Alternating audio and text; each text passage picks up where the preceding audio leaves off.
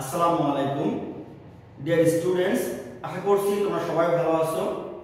আজকে আলোচনার বিষয় হচ্ছে সহজে নাউন চেনার উপায়। তোমরা বুঝতে পারতেছো যে আমি কিছু সাফিক্স লিখছি। এই সাফিক্স গুলো যদি কোনো ওয়ার্ডের শেষে থাকে সেই ওয়ার্ডটি অবশ্যই নাউন হবে।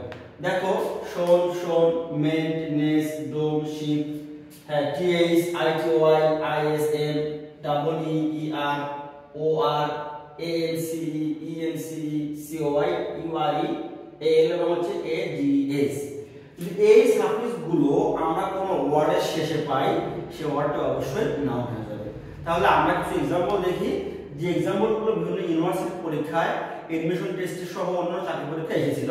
আমরা সেই एग्जांपल গুলো এখানে লিখছি। তো তাহলে আমরা দেখি। দেখো, প্রথমে লিখছি কি ইনভেনশন। ইনভেনশন এর শোন আছে, সো এটা হবে একটা নাউন হবে।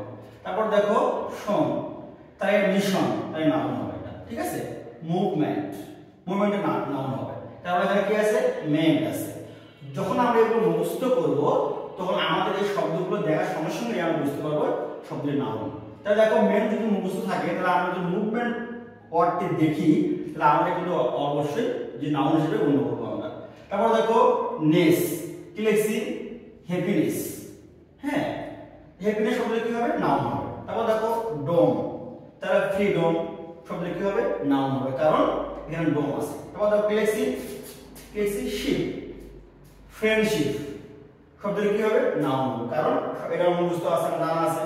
তাহলে দেখো টিএস, কি লিখছি ওয়েলথ, হেলথ, এগুলো নাউন হবে।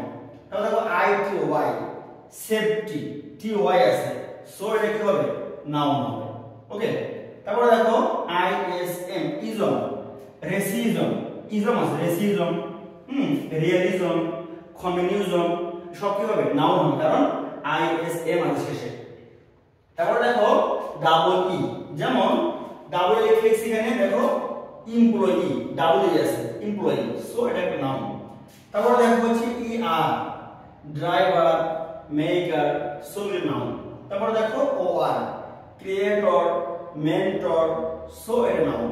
তারপর দেখো এএনসিই, এএনসি, তো দেখো এএনসি এখানে আছে, সো ইম্পর্টেন্স শব্দ নাউন হয়ে যাবে।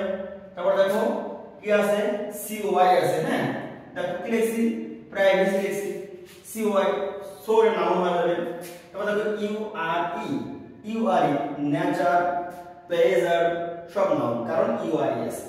তারপর দেখো কি আছে এখানে, এএল, এএল আছে, অ্যাপ্রুভাল। এখানে কিন্তু একটা বিষয় আছে, অনেক সময় এল থাকলে অ্যাডজেক্টিভ হয়, কিন্তু তোমরা এটা মাথায় রাখবা, যদি ভার্বের সঙ্গে এল হয় তাহলে সেটা কিন্তু কি হয়ে যায়, নাউন হয়ে যায়। হ্যাঁ, অ্যাপ্রুভ শব্দটা কিন্তু হচ্ছে ভার্ব, যখন আমরা এল করলাম তখন কি হয়ে গেল, নাউন হয়ে গেল। তাহলে যখন আমরা ভার্বের সঙ্গে এল করব তখন সে নাউন হয়ে যাবে।